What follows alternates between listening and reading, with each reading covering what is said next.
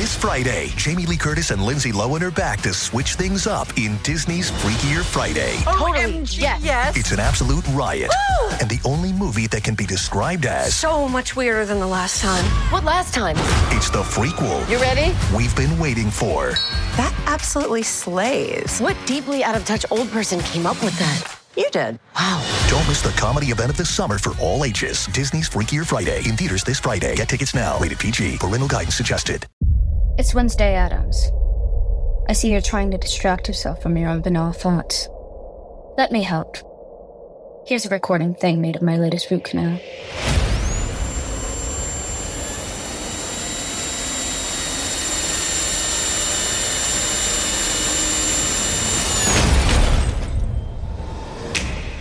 Wednesday, Season 2, begins August 6th, only on Netflix. It's back to school season, and Clorox is donating 2 million disinfecting wipes to classrooms across America. Because back to school means things can get a little bit messy. Just ask second grade teacher Mr. Torres. Put me and just one Clorox wipe on a team? We can take on crayon smudges, sticky fingerprints on every surface, sneezes on the door handle, juice box explosion by the sink, snack crumbs, and don't even get me started on the bathroom passes. Clorox disinfecting wipes, teacher's #1 wipe. Think about it. Bathroom passes. Clean feels good. Based on unit sales data. This series contains adult language and descriptions of graphic violence throughout. Listener discretion is advised. Cavalry Audio. Welcome to the Murder Chronicles. I'm your host, Carolyn Osorio.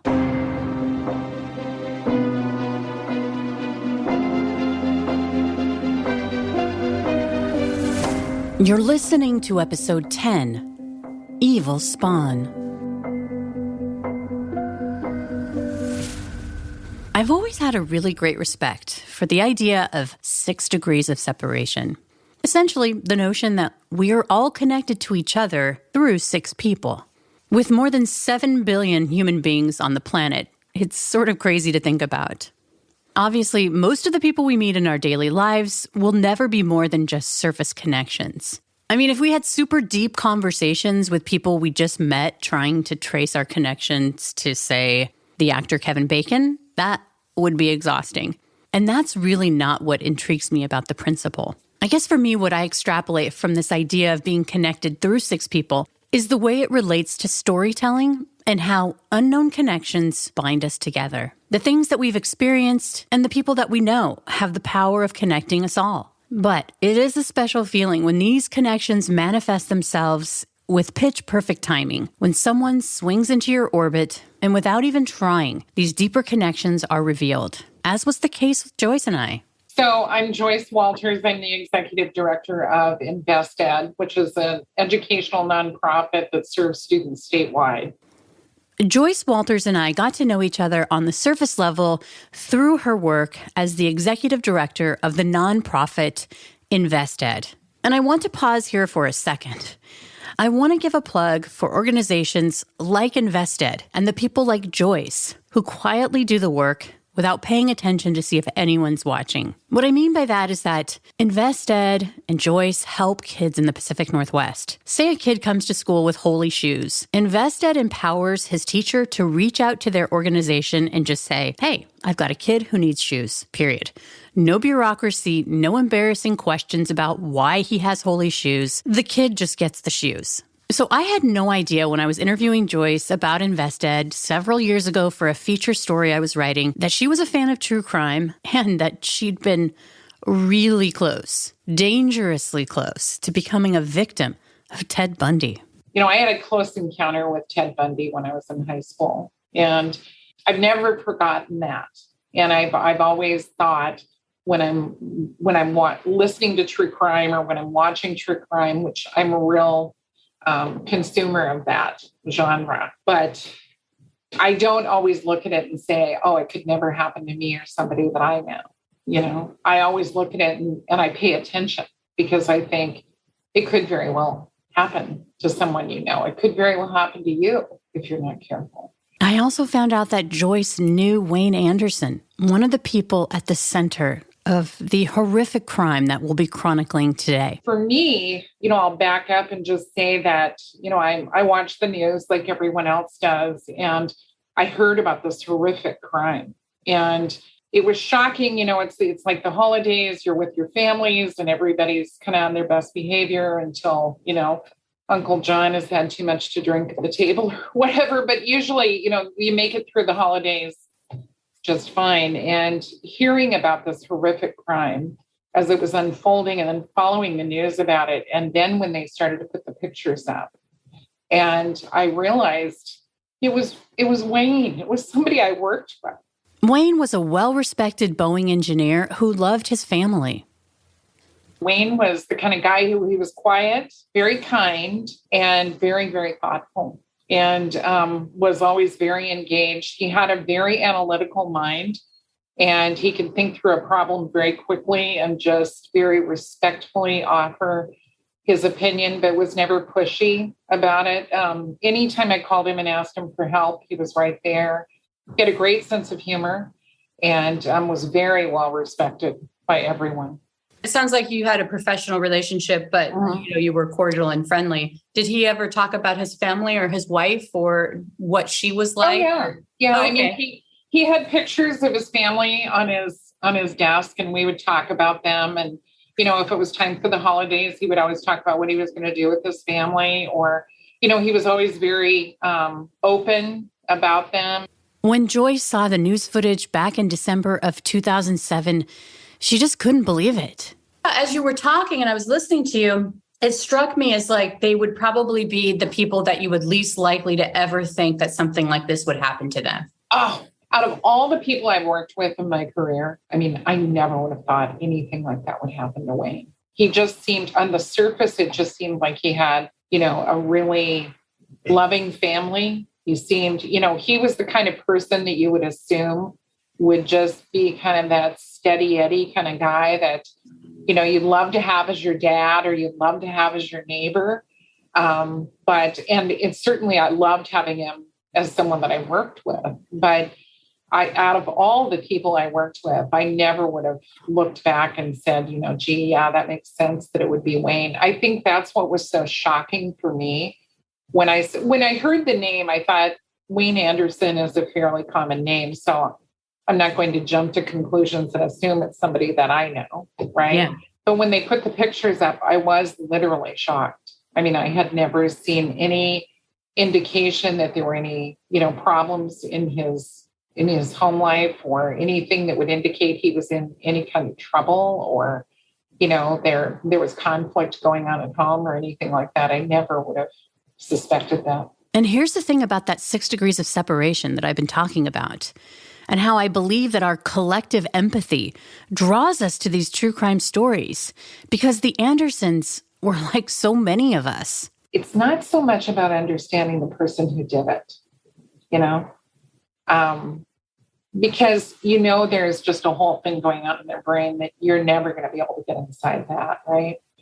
But for me, especially with like Wayne's family, to understand that innocence of going through your life and doing what you're doing and cooking your turkey and wrapping the Christmas presents and getting the house all cleaned up and, Christmas music playing and things like that. And, to have that sense of innocence and have no idea that evil is about ready to visit you, And I think I can relate to that because I was a young girl in my teens, just going about my life.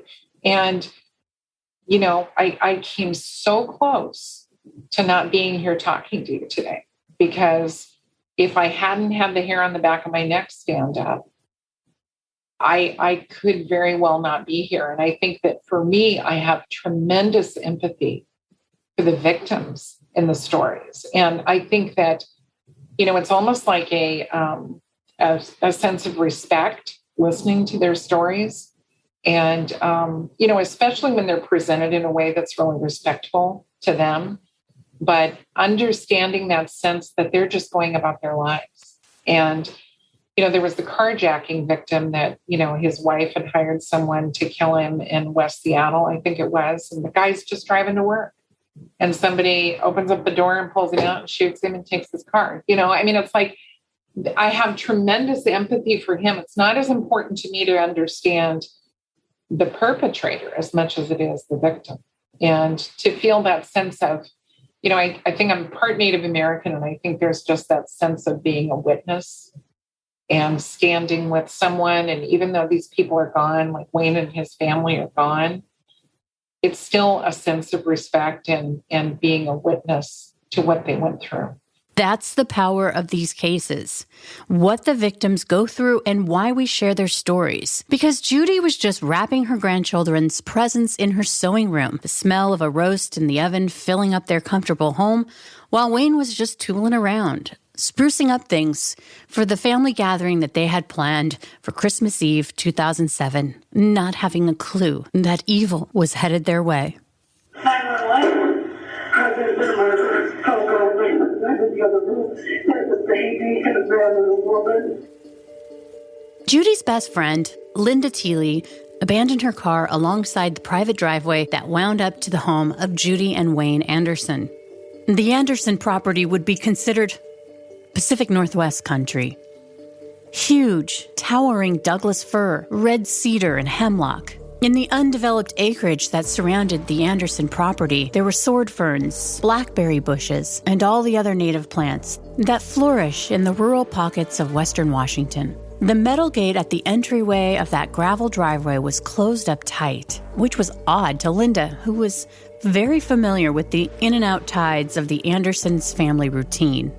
Not only was she Judy's best friend, but her house was also on Linda's postal route. Linda stared at the closed gate, secured with a chain and several padlocks. That wasn't normal. The metal gate did its job, keeping out cars from going up the driveway. But it was easy for Linda to shimmy around it. Nothing was going to stop her from finding out what was going on with her friend. Linda and Judy worked at the Carnation post office, and Judy's house was nearby. Carnation is about 25 miles to the east of downtown Seattle. But when Judy didn't show up for work that Wednesday, December 26th, Linda called her house and her cell phone. There was no answer. The whole thing just didn't add up. It had been 2 days since Christmas Eve. Why hadn't she heard from Judy? In the days leading up to Christmas Eve, Linda had a front row seat for Judy's excitement. She had been over the moon about hosting this Christmas Eve dinner at her place and making all the preparations for the feast, the presents, and the party. Now, days later, and she still hadn't heard from her friend. The thing that pushed Linda over the edge was when Judy didn't show up for work. That was not like her. In fact, Linda left work early to go check on her dear friend, and as she made her way to her car, warm tears started to slide down her cheeks. She just knew that something bad had happened. Now, as Linda walked up the long gravel road to Judy's home, she was feeling the isolation. She'd been so fraught and distracted with worry that she'd forgotten her cell phone at work when she'd left that day. Like so many pockets of heavily wooded solitude in the Pacific Northwest, it was quiet and freezing cold. The only sound came from the crunch under Linda's footsteps. Homes around there were spread out. It was the kind of place where you might not see your closest neighbor for days at a time. Linda walked past a rough-looking trailer on Judy's property. She knew that that was where Wayne and Judy's adult daughter, Michelle, lived with her boyfriend, Joe. Linda kept walking, passing the trailer without stopping. She had long passed the point on that long driveway where she could see the country road that she'd left behind, along with the safety of her car, parked by the metal gate below. With each step forward up that hill, Linda had to feel a gnawing in her stomach, the comfort of civilization slipping away. But she pushed on, and finally, at long last, Judy and Wayne's modest rambler came into view. Her pace quickened again, and as she approached the home, her sense of dread rose in her throat. Why wasn't the dog nipping at her heels? That was the usual greeting when she came over. Linda walked up to the house. The frigid December wind blew through the mature evergreen trees, their branches swaying around her like a whisper, as if the trees had secrets to tell. But Linda wasn't listening to the trees when she knocked on the front door. She was praying that Judy would answer, that she'd been silly and foolish, that there was some logical explanation for it all, and that everything would be right in the world again. But that didn't happen. When Linda moved to a nearby front window with a view into the living room, she knew that the world would never be right again. As she pressed her face to the glass for a closer look, there was something on the floor. No, it wasn't possible. Was that a body? Who could blame Linda if she would have just bolted, ran back down that long gravel driveway, jumped into her car, and raced to the nearest phone? She would have had the perfect excuse. She'd left her cell phone at work. But Linda wasn't that kind of friend. She wiggled the door handle. It was unlocked, and she crept inside. And it was worse than she'd feared. A sight that would rock Linda to the very studs of her existence as she took in the bodies of 2 adults and 1 child. Because Linda didn't have her cell phone, the only way to call 911 was to move through the home. She knew in the back bedroom there was a phone, and from there, she called 911. 911. There's been a murder. Oh, God, I'm in the other room. There's a baby and a man and a woman. The audio's a little rough, but Linda says, "Oh, God, there's a baby and a man and a woman, and she's my best friend." Linda thought the 2 adult bodies were Judy and Wayne. The man's laying on the floor. The baby is only like 2 or 3 years old. A male and a female. And a baby. His name is Wayne. Her name is Judy. Okay, can you just see, are they cold? Okay. The operator told her to go back into the living room and check for a pulse. Despite being terrified for her very life, there was a real practical reality to that fear. The killer could very well still be on that property at that very moment, and her chilling premonition would be recorded. The gate is locked, which makes me wonder if her daughter did it. Which is scary. Because then I might be up here with a murderer. I know the one daughter's been slightly unstable. It's incredible to think about it. Linda's nerves and a little coaxing from the operator, she stayed put until police arrived at the scene for more than 35 minutes in that back bedroom. When the deputies arrived in the light of day, the horror of it all was beyond comprehension. 3 generations of the Anderson family, including 2 small children, had been murdered. Wayne Anderson's lifeless body had been dragged into the backyard and covered with cardboard. In a nearby shed, deputies saw Judy Anderson's body, her denim pant leg visible through the shed's cracked open door. The 2 adults that Linda had discovered in the living room weren't Wayne and Judy, but their adult son Scott and his wife Erica. The child was their 3-year-old son Nathan, but what Linda didn't see was that Olivia, their daughter, was found behind Erica's body. It's believed that Olivia had burrowed under her mother, most likely trying to get away from the shooter.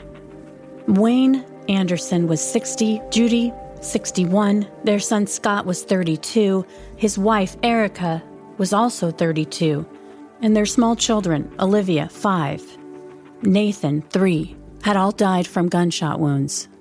Retired King County Sheriff John Urquhart, who at the time of the crime was a public information officer, says that when officers arrived at the Anderson home, it wasn't clear why the Anderson family had been targeted or by whom.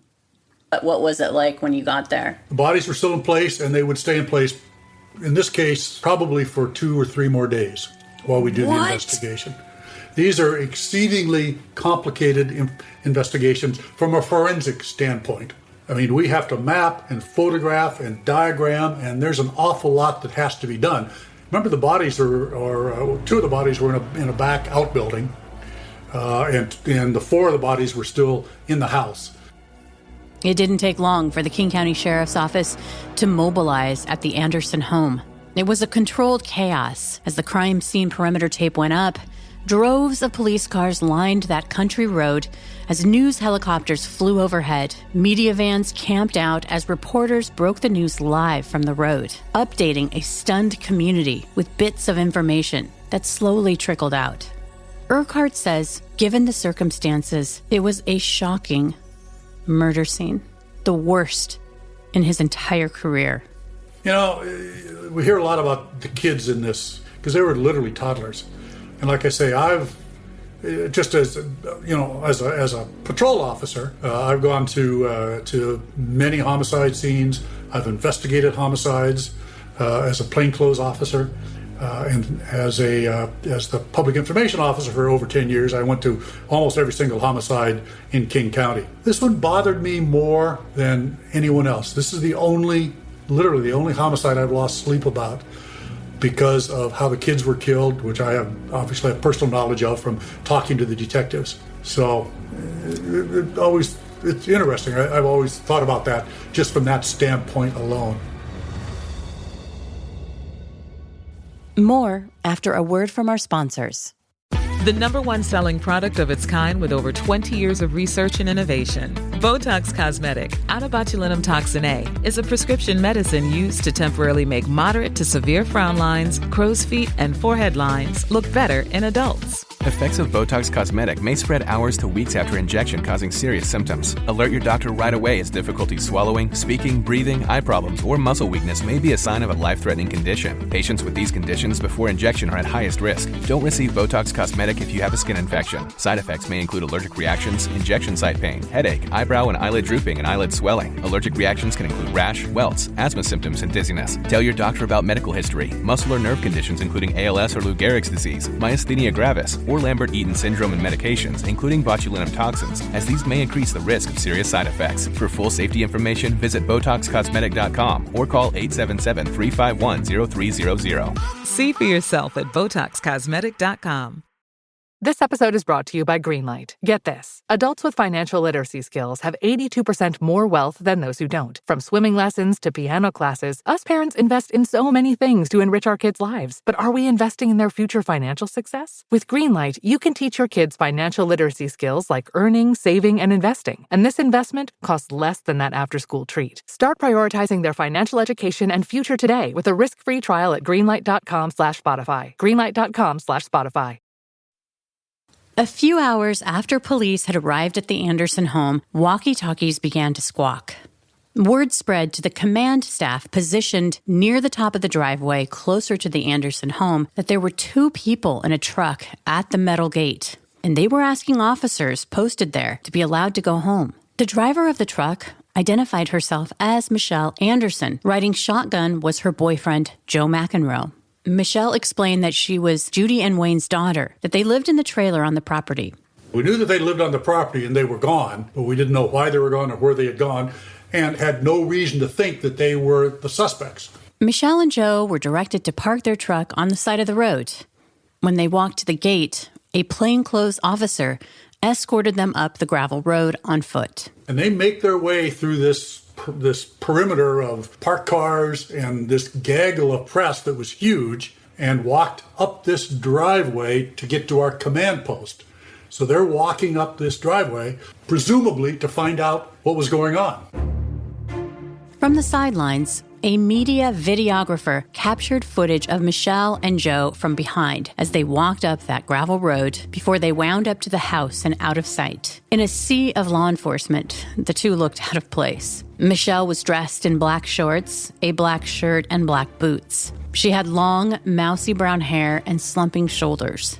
Joe wears a gray t-shirt, black jeans, with a dangling wallet chain, a fully engaged law enforcement presence, as well as a cordoned-off press junket relegated to the rural sidelines, took in their every step.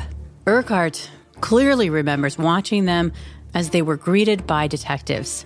I was told when they came onto the property, when they were allowed to come onto the property, that this was the surviving sister, if you will, and her boyfriend. And they're walking up this long driveway, and I'm watching them.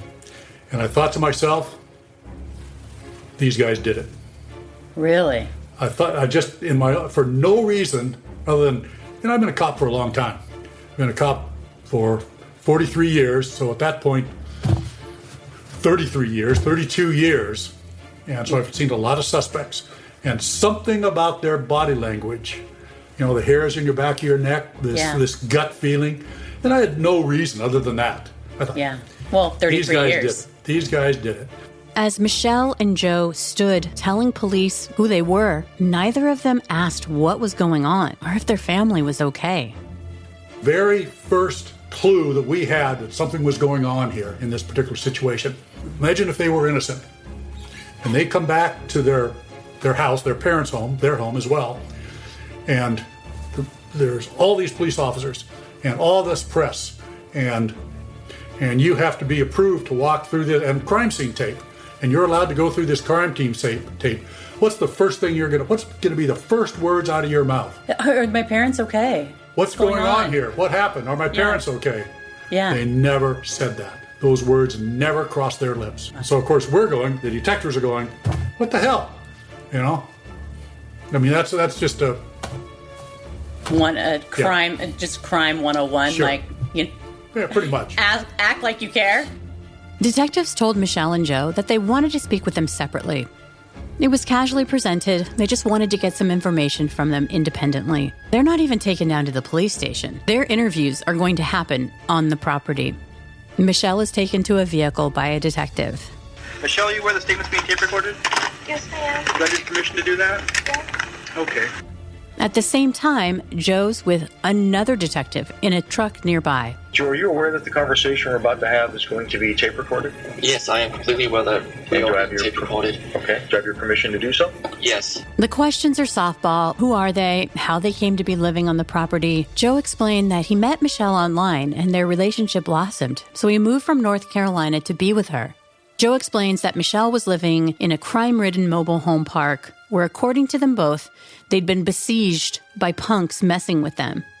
Joe worked at Target, and Michelle had been employed off and on as sort of a security guard, and for a short time she'd worked at the post office with her mom, but that hadn't worked out. The previous year, Michelle and Joe's living situation had become so tenuous that Mom and Dad, that's what Joe called Judy and Wayne, that Mom and Dad had offered to let them come live with them to help them get on their feet. At the time, the trailer on Wayne and Judy's property was occupied by a long-term tenant. Eventually, though, when the tenant moved out, Michelle and Joe moved in. Mom and Dad helped us move. That'd be Judith and Wayne. Yeah, Judith and Wayne, Mom and Dad. They were my mom and dad. Yeah. Yeah. I never met my dad, and my mom ruined my credit, and she told on me so much, man. Please. Okay, sorry. That's okay. This is my family, and they helped us. They brought all the stuff up here. We went and put all the stuff in Shell's old room, and we lived in there for a little while, and she was working at Nintendo at the time. That's okay. So they ended up moving with Judith and Wayne for a while. Yeah. How long did you live with them? We only months. Now would that be in the house here? Yeah, that was in the house up there. So Michelle and Joe had been living rent-free for about a year. Both were unemployed. Joe had recently quit his job at Target. So they told investigators that it was the perfect time to drive to Las Vegas and elope. In fact, this was something they had told Mom and Dad about on Christmas Eve before they left. So when you told Wayne and Judy, did you tell them when you were going to go, or just that you were going to do it? Wait, did we? No, we said that we were going to go off and that I was going to be Joe Anderson by sometime around New Year's. Okay. You know, I gave him a time frame. It's like, look, I know this is going to be hard to hold on to, but it's only going to be until about New Year's. Okay, we're gonna get down there. We're going to do this as soon as we can. So they knew you were going to Vegas. Yeah, they knew we were going to Vegas, and they knew that we were going to be going as soon as we could. Okay. According to Joe, Mom and Dad were excited for them, and a short time later, the couple drove off on their romantic adventure to Las Vegas. Meanwhile, Michelle said she knew that Scott, her brother, and his wife Erica, and their 2 children, Olivia and Nathan, were coming over to celebrate Christmas Eve. But they had left before they arrived. But when you went up there, it was just your parents there. Mm-hmm. All right. And how did they react to you guys getting married? Oh, they're happy. So you told them. All right. And then, what were your plans for Christmas Eve? Well, we're just gonna go out and start driving down to Vegas. Okay. I forgot my wallet. Yeah. At this point, the detectives interviewing Michelle and Joe in those separate vehicles started to press them for a timeline, what they'd been doing over the last 48 hours. But what they were saying independently wasn't making a lot of sense. Joe casually explains that they'd taken off on Christmas Eve and it was still light outside. They grabbed their cat Sweetie and headed out, but they realized after driving for hours that they had forgotten the cat, and so drove back. They left again and then came back for Michelle's wallet. It was all muddled and really tough to follow. You guys left on Christmas Eve, went out for about 4 or 5 hours, realized Michelle left her wallet. Yeah, and no. came back. We went about 4 or 5 hours out. That's what I meant, yeah. Yeah, out of town. and then we, And then we, found our way back. Okay. And, yeah. What time did you get back on Christmas Eve, do you know? It was really dark. Do you remember if it could have been past midnight, or? No, it wasn't past midnight. It was it? It might have been past midnight. I think it was somewhere between 10 and 12. And, when you guys came back, did you see Wayne and Judy? No. We went straight home. Okay, straight home. We went straight home because, we realized, yeah, that's what it is. We realized we had forgotten the cat. We must have forgotten the cat, because it's like, we wanted to go out and make sure that she was okay. Okay. And then what happened after you guys got home? When we got home, we talked about what we were going to do. Okay. The past couple of days have been just us talking about the stuff that we were going to do. Okay. And... Hang on one second, Joe. I'm going to stand up and get my coffee. Okay, go right ahead. The time is 12:14 hours. Do you hear the investigator getting out of his vehicle? This happens multiple times throughout the interviews. Remember, they are still at the property where 6 people, including 2 small children, have been murdered. And this is important because as the interviews are being conducted, the crime scene is under a microscope, which means these detectives are getting real-time information about what happened based on the position of the bodies and the forensics. And the detectives speaking with Michelle and Joe are also taking breaks to confer with each other. In Michelle's version of events, she and Joe had driven back after hours of driving for her wallet and then left again because she wanted to come back for some fruit that was in the trailer. I wanted some of the fruit we left behind. Why'd you want fruit? Because we had so much in the trailer that we forgot to take it. In your trailer? Yeah. Okay. What kind of fruit was it? Apples and oranges. All right. And then we went back out. Okay, so you come back here and get the apples and oranges. Yeah. Did you talk to your parents then? No, I just went into my house and did that. Okay, was it dark when you did that? Yeah. So it was after, say, 5 o'clock or so. I didn't talk to anybody. We just went into the house and back out. Okay, but Michelle, I just want to get this straight. You leave your home sometime in the morning. You drive through Monroe. I don't know when we left, though. Okay, so let's say, was it before noon? No. Afternoon. Yeah. Okay. 2, 3, what? I think like 4 or 5. 4 or 5. But you last saw your mom in the morning. Yeah. It's clear to investigators that their story separately and together is a murky labyrinth that doesn't add up. In fact, listening to Michelle is like being stuck in quicksand. Her whispery tone at times, it sounds like she's about to fall asleep when investigators try to pin her down on exactly what they did over the last 2 days. You came back for your wallet, came back for your fruit, and you came back to assess whether you should drive to Vegas or not. Yeah. So you came back a total of 3 times. 2. I think it was 2. But we were out and we got lost, and I didn't have my wallet.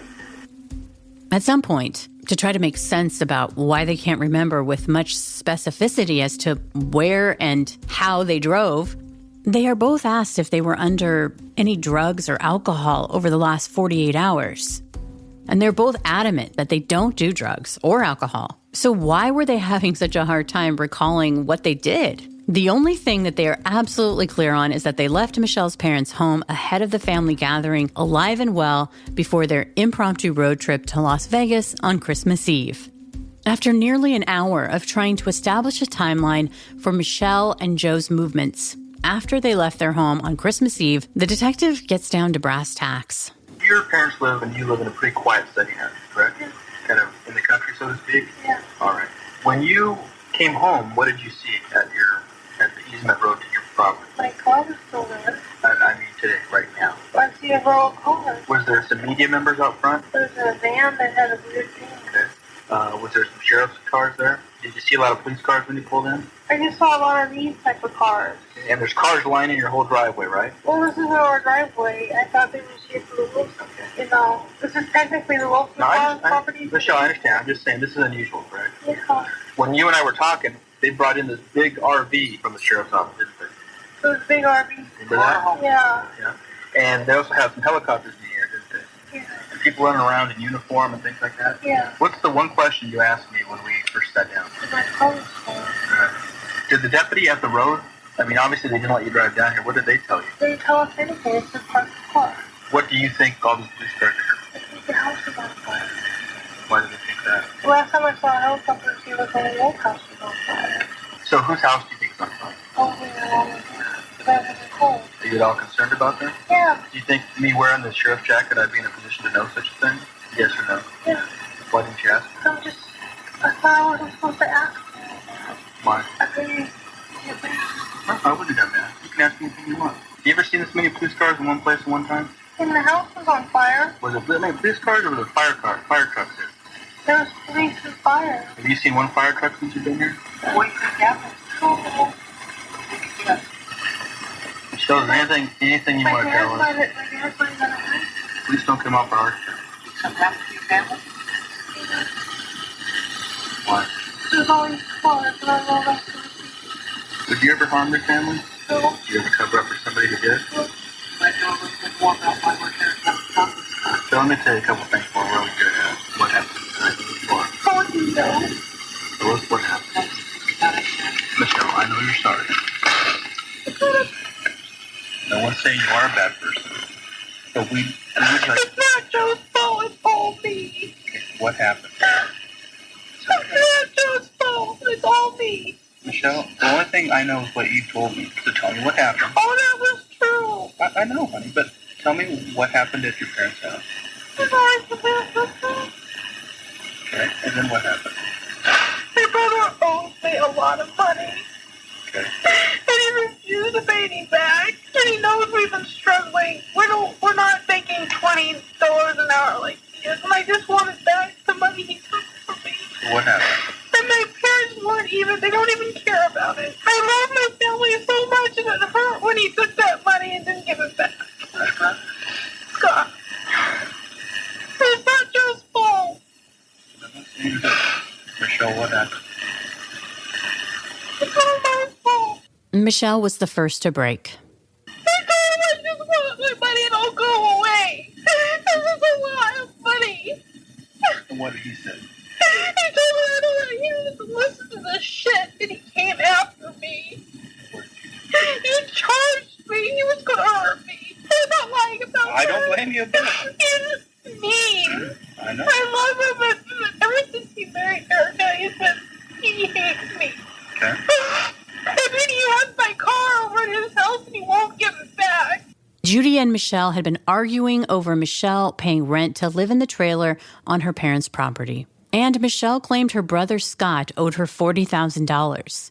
But when asked the same question, Joe said it was $3,000 and that they gave that to her brother for an engine that he said he would put into her car. The car in question was over at Scott's house. And then he has my car over at his house, and he won't give it back. I keep pleading with him, give me my Firebird back, and he won't give it to me.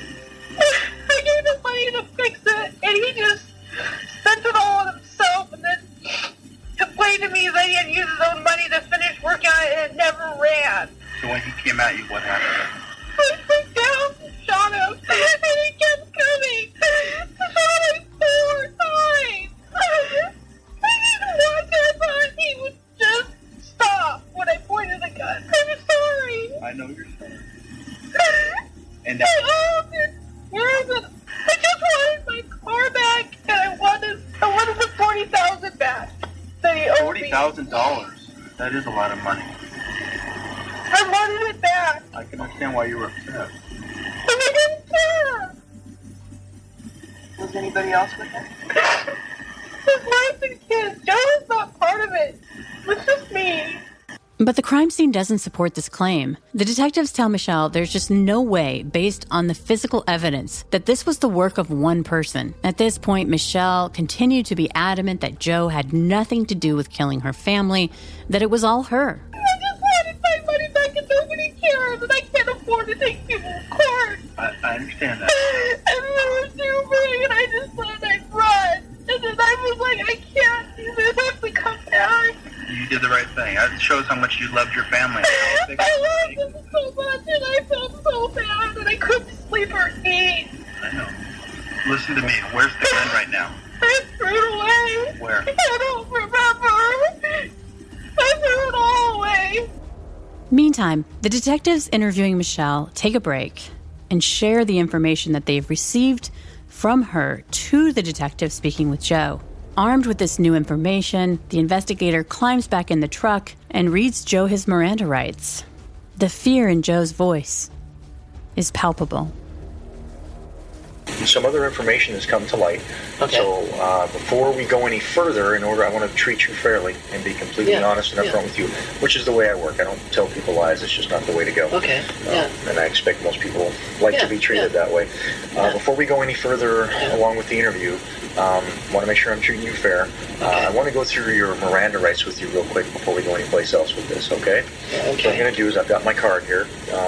If you'd like, I can give you a form to read along with me, or we can read along the card together. How about I read them to you, and we'll go from there, okay?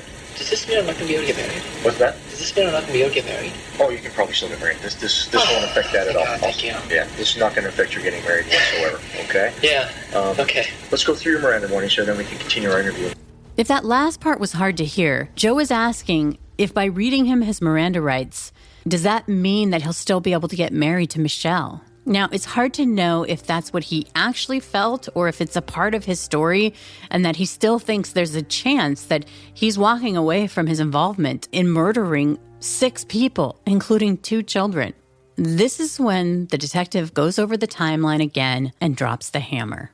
Okay. Since we've been in here talking probably a couple hours now. Let's see. It's 10 to 1. You and I have been sitting here saying it's 10 after 11, so about an hour and 40 minutes. Yeah. We really haven't talked too much. We haven't talked at all about Wayne and Judy and why we're here. Do you have any idea why we're here right now? Why the police are here?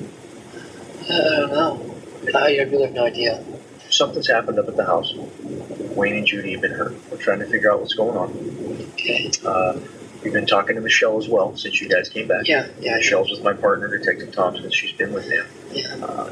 Michelle is being very truthful with us. She's being very cooperative. Okay. She feels, I think Michelle feels some regret about some things that have happened the last couple of days. Okay. I can look at you. I've been doing this for a long time. I think I'm a pretty good judge of character. Yeah. Looking at you while I've been sitting here, I can tell you're kind of upset about something as well. You seem like you're a little upset. Yeah. You're feeling bad about something. Yeah. It's... of course I'm feeling bad. If something's happened to them? Yes. How can I not feel bad? Okay. Are they okay? They're at the hospital. We're going to try to find out if they're going to be okay. Yeah? Okay. We'll see. Okay, good. Michelle has been very cooperative with us. I believe in all the years I've been alive and as long as I've been doing this work, things usually happen for a reason. Oftentimes it's a good reason. Sometimes everybody has their own view on it, but usually things happen for some kind of reason. There's usually an explanation for something. Yeah. I always think it's fair when I'm dealing with people to try to find out those reasons and to be as honest and as fair with them as possible. Okay? The story you've told me about where you and Michelle have been the last couple of days is not consistent at all with what Michelle's been telling my partner. These couple times I've stepped out of the truck, I've been talking with him real quickly, and Michelle's telling us an entirely different story. Okay? She's saying that there was an argument up at the house between her and the family, and that some bad things happened, and that you were there and you witnessed a lot of it.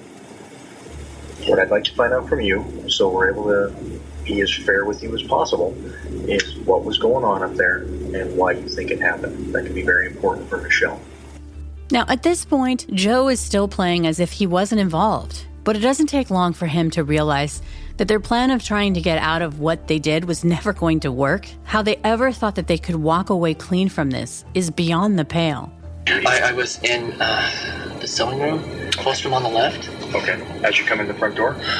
As you go down the hall, it's the close room on the left. Okay. So you're in there with Judy? Yeah. Where were Michelle and Wayne? They're out in the living room. We heard a pop and we ran out. And Michelle was standing there with the gun jammed. Okay. And... so you and Judy heard the pop? We ran out, and... what did you see when you got out? I saw Dad standing up, holding back his head, looking over, like, what the hell is that? And Michelle had the gun, and it was, the slide was back because it had jammed. And what happened after? And I had the 357 on me. Go ahead. I couldn't let them hold home. I couldn't. I understand. She's all I have, Michelle. So you came out after hearing the pop. Michelle's got the 9mm. And she's backing away. She's horrified at this point. I want you to know this. She can't believe it. I do want to know this. She is horrified. And you couldn't I couldn't lose her, you understand? You couldn't lose Michelle? Michelle. Okay. I shot her. You shot Wayne? What happened after you shot Wayne? I shot Mom. You shot Judy? What happened after that? We tried to clean everything up. We tried to get rid of the bodies. How did you do that? We were going to drag them into the shed. Dad was too heavy. I couldn't get him up. Were you able to get Dad outside at all? Yeah, I was able to get him up to the shed, and that was just... We couldn't do it. We couldn't get him into the shed. Okay. How about Judy? What happened to her? You got her into the shed? We were able to get her into the shed. We were able to get her into the shed. You and Michelle. What happened after? We cleaned up the blood. We were going to try and pretend that everything was cool with Scott and Erica. Were they there by this point? No. Were they coming? They were coming. Did you know they were coming? Yeah. What time were they supposed to get there? 4 o'clock or something. About 4 o'clock? Once Joe started spilling his guts, his detective goes and speaks with Michelle's detectives. And they come back and are like, Joe's telling the truth. You better start telling the truth too. Joe is talking to the other detective and he's telling the truth. Yeah. I mean, because everyone just wants, if Joe played a part, everything can be figured out, okay? Everything can be figured out. I'm not telling anybody. It's all my fault. Well, I don't want him in trouble. I know, but Michelle, what we're asking is just tell us the truth the first time around, because right now he's telling the truth. Michelle told detectives that she was angry at her brother because he owed her money and mad at her parents because they didn't take her side in the dispute against her brother, and that they were pressuring her to start paying rent to live in the trailer on the property. And according to her, she just flipped out. You're freaking out for 20 seconds or 10 seconds, but this takes place over 2 hours, Michelle. They were all after me. I got paranoid. I thought they were all after me. Because why would they take Scott's side? They must all be out to get me. And I got paranoid. It was crazy. And is your story Joe went crazy too? You got paranoid? No. My guilt trip has been helping me. I know the guilt trip. I'm a bad person. Michelle says that she told Joe if she couldn't work it out with her parents, that she was going to kill them all. So how did you guys talk about that? We had, after I asked her, it's like, look, you want to just leave? I mean, you want to just move the truck? How about we just go move the truck, okay? No, that's not how I said it. That's not how I said it at all. I said it, God, how did I say it? Maybe we should just go move the truck. What's that? Maybe we should just go move the truck. Okay. And I was asking her if she wanted to, I was trying to give her a chance to back out, because I could see that she wanted to. I knew I wanted to. And she mistook it for me goading her on. And she's like, no, I can do this. Here, you keep an eye on Mom. I'll take care of Dad. We'll be back after a quick break. Choice Hotels gets you more for your money so you can maximize any road trip. Like with the road trippers we see here in their natural habitat, the breakfast area at a Comfort Inn. Here's a dad teaching his son how to make waffles, fluffy golden waffles. There's a mom making sure her daughter eats some fruit to avoid the "I'm hungry" from the back seat. And a sibling standoff over the last muffin. This is the cycle of vacation maximizationing in all its glory. Check into more. Book direct to choicehotels.com. I'm Ashley Graham, and as a parent, I know the back-to-school transition can be a lot. When it comes to wellness, Ollie supports me and my family through it all. Kids Multi is big in my house. It supports their immune system, and they love to take it. A win-win for everyone. Shop these products at ollie.com or retailers nationwide. These statements have not been evaluated by the Food and Drug Administration. This product is not intended to diagnose, treat, cure, or prevent any disease. It wasn't long after that Michelle admitted that when they drove up to her parents' house on Christmas Eve, she wasn't going to try to work it out with anybody. She was going to kill her entire family, and Joe was going to help her. They had made a plan that Joe would distract Judy in the sewing room where she was wrapping those Christmas presents for her grandchildren. Meanwhile, Michelle was ambushing her dad. Neither Wayne or Judy had the faintest idea that the sweatshirt wrapped around their daughter's arm when she walked in was covering a fully loaded 9mm, and that in Joe's pocket was a .357. When Michelle confronted her dad in the living room, she shot him, but it wasn't fatal. Her gun jammed. Joe and Judy were in her sewing room, and they heard the shot and Wayne screaming, and so they ran to where the two were. Joe sees that Michelle's gun is jammed, and he then shoots her father in the head as Judy witnesses the entire thing. I told her, and she was screaming no, and I shot her, and she fell down. She was still alive, and I told her that I was sorry, and I shot her in the head. Michelle and Joe dragged the bodies of her parents into the backyard. They had plans to bring both of her parents' bodies into the shed. Wayne was too heavy, and so they left him on the grass and covered him with cardboard. Then they went inside to clean up the blood so her brother Scott and his family wouldn't be suspicious. When Scott and his family arrived at the home, they all settled into the living room. They asked Michelle where Judy and Wayne were. Michelle lied, saying they were in the bathroom. Within 5 minutes, Michelle was confronting Scott about the money he owed her. According to Michelle, Scott said, "I don't have to listen to this shit." At this point, Michelle opened fire on Scott and Erica. Despite being shot twice, Scott charged his sister and tried to wrestle away the gun. She shot him. Since she had the gun out, he charged. Okay. She shot him, and I think the first time she shot him in the torso. I think the second time she got him in the throat, because when I was pulling him back, I felt a hole. And she's using the .357. Yeah, because this was whole thing.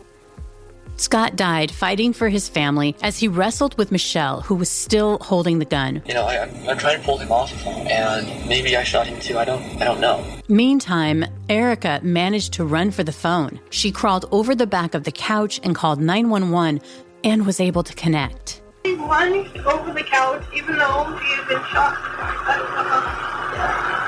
And she lunged over the couch to call? Yeah. So she actually called 911 and she'd been shot.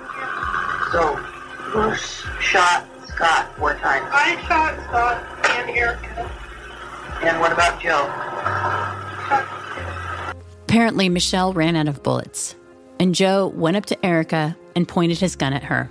Joe grabbed the phone out of her hand and yanked the batteries out, throwing them aside. He had heard that the 911 dispatcher had answered the phone before he disconnected the line. In a desperate plea to save her children, Erica begged him to stop, saying, "We love you. You don't have to do this." But her pleas had no effect. Why did Joe shoot the kids? How old are they? I didn't want anybody to see it. How old are the kids? I'm a bad person. Well, I want to know the ages of those kids that were shot. 3 and 6? What's the 3-year-old's name? Nathan. And what's the 6-year-old's name? Olivia. Sorry. Who told Joe to shoot the kids? I did. Are you sure? Did Joe shoot the kids? That doesn't make any sense. I said we have to kill everybody because I was afraid. And they see this and then they live like this the rest of their lives. They're scarred forever. Where were the kids shot? After Joe murdered Erica, he turned his attention to 3-year-old little Nathan. And I just want to warn you that this is going to be very hard to hear, so listener discretion is strongly advised. Before Nathan died, the little boy lifted up a heart-wrenching offering as he locked eyes with Joe and held up the phone batteries to him. I took the phone from Erica, ripped it open, and threw the battery. And I went to find, one of the things I wanted to find was the phone, the battery, and the back.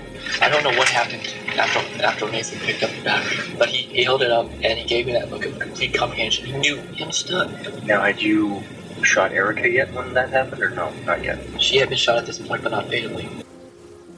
Joe would admit shooting 3-year-old Nathan first, saying he was closer. Then he shot Olivia. After the massacre, the house was silent. The smell of pot roast, eviscerated by the gruesome scent of gunpowder and blood. But Michelle and Joe's rampage wasn't over. They turned their attention to that 911 call. They shut the metal gate at the beginning of the gravel driveway and put chains and a lock around it. There was a sign at the gate that warned to keep out. Would this be enough to deter any law enforcement that might respond to that 911 call? In the pitch-black night, Michelle would say that she went down the road and secreted herself within the woods to wait and see. It was a split second when when I ran out of bullets trying to unjam the gun, that she called the cops. Do you know what she said? It was a hang-up, and the cops were dispatched, but the gate was closed, so they didn't come up. How do you know they were dispatched? Because I saw them on the road. You saw them on which road? The paved one that leads up to the ground. Because I just fled because I was freaking out, and then I came back and I waited for them to come back, and they didn't. Later, Urquhart explains that the deputy who responded to that 911 call made a controversial decision that would ultimately save his life, although he didn't know it at the time. Could he done anything to save these people's lives? And based on the timeline, we don't think he could have done anything. But we did learn from our suspects that they knew he was there and they laid in wait. If he'd come up that driveway, it's a wooded driveway, they were going to shoot him. On the one hand, many people think he should have gone up that driveway. On the other hand, we're also glad he didn't, because it probably could have turned out very badly for him.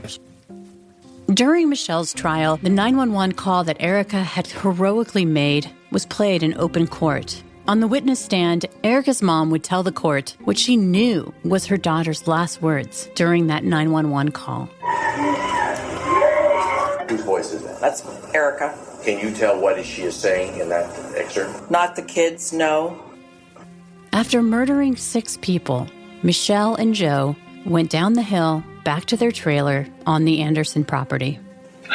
We went home and we tried to relax. I couldn't even play a video game. I couldn't, you know? I couldn't even play a video game. Joe would describe their decision to come back. We were heading up to Canada. We tore back because he didn't want to be fugitives. Okay, we wanted to go off and talk to you guys, and either be okay or be screwed. And all that mattered is that this had ended, one way or the other.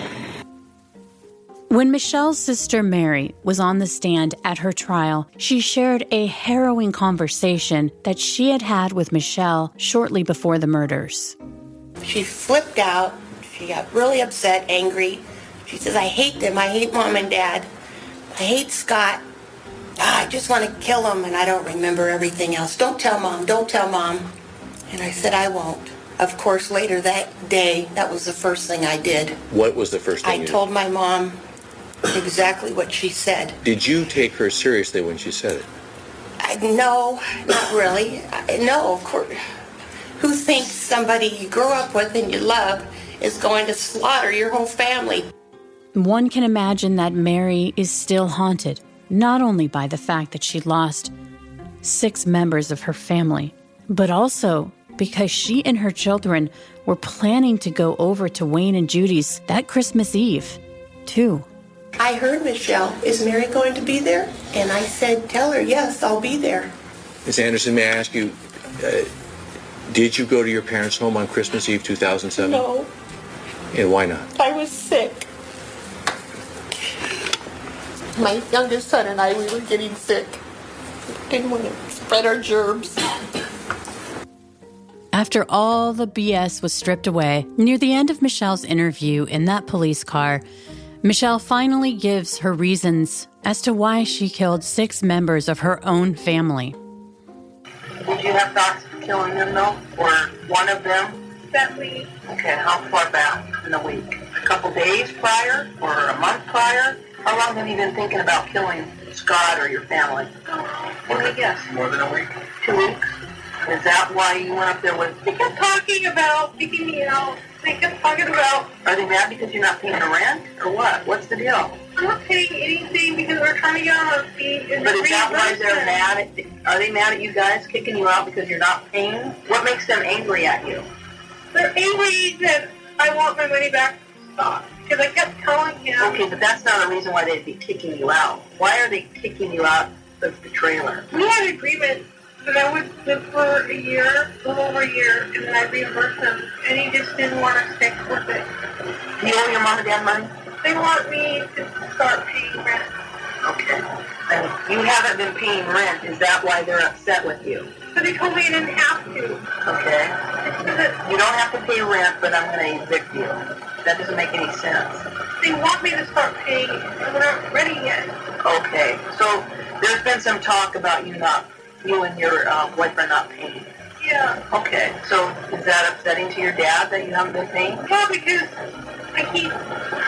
he gives me this timeline, and then he shortened it. Okay. So you've been under pressure. You guys got to get a job and stuff, pay rent, and mom and dad are telling you. I just want to get my money back from Scott. At the end of Joe's interview, We could have just turned around, went back down, and lived somewhere else. You know, clothes will be damned. And these guys could have lived their little lives by themselves and everything could have been okay. And we realized that after the fact. And we both did. And we haven't been able to sleep at night because of that. That's understandable.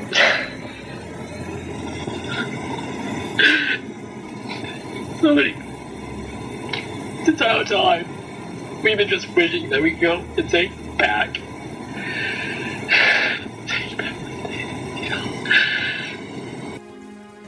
On March 4th, 2016, Michelle Anderson was found guilty of 6 counts of aggravated first-degree murder. She was sentenced to life imprisonment.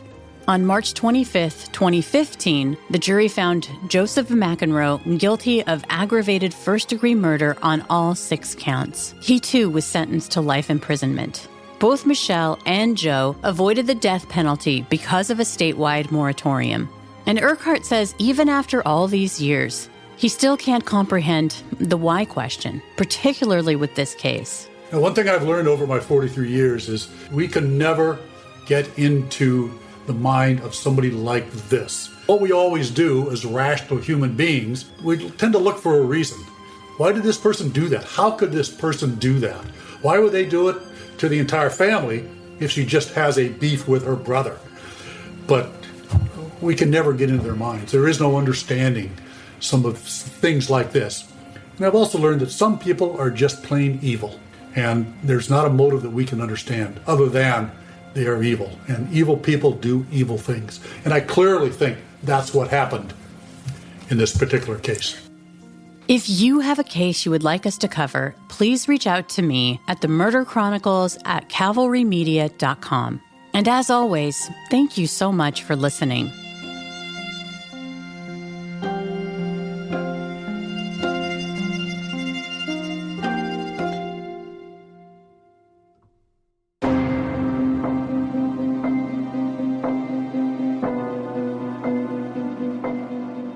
The Murder Chronicles is a Cavalry audio production recorded live in the beautiful Pacific Northwest. We're produced by Brandon Morgan and myself. Our executive producers are Dana Brunetti and Keegan Rosenberger. Josh Windish edited and mixed this episode. Music by Soundstripe. For Cavalry Audio, I'm Carolyn Osorio, your writer and host. Thanks for listening.